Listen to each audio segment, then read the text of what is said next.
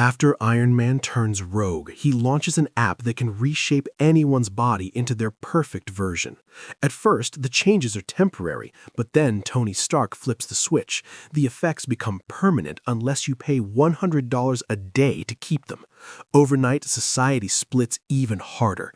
The wealthy stay perfect, while everyone else is forced back and publicly humiliated. That's when Daredevil steps in. Furious, he heads straight to Stark Island to shut the whole thing down. But Tony is ready. He grabs Daredevil mid-confrontation and throws him into the ocean, exploiting his biggest weakness, being disoriented underwater. Daredevil barely survives, struggling to find his way back up. Soon after, he learns Tony is hosting a high-profile party, announcing he'll be in San Francisco the next day, and offering 24 hours of free app access to anyone who joins him. The next morning, while Tony is flying over the city, a man named David suddenly appears, blaming the app for ruining his son's life.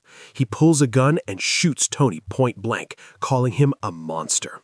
But Tony survives. He reveals he was wearing an invisible helmet, then grabs David and flies him high into the sky. After digging into David's past, Tony uncovers that his son, Simon, had been exposed for assaulting a woman to pay for tuition. Tony offers a deal. He'll erase Simon's record if David uses the app and helps stage the incident as a fake performance. With no real options, David agrees. Back on the ground, the crowd cheers for Tony. Everyone except Daredevil, who overheard everything. Not long after, Daredevil infiltrates Stark's mansion and kidnaps a drunk Tony. Hours later, during their confrontation, Tony tries to fight back but gets knocked out instantly. Then, the twist. Tony reveals his new armor works like a symbiote inside his bloodstream, activating instantly. He uses it to take Daredevil down. When Daredevil wakes up, his mask is gone.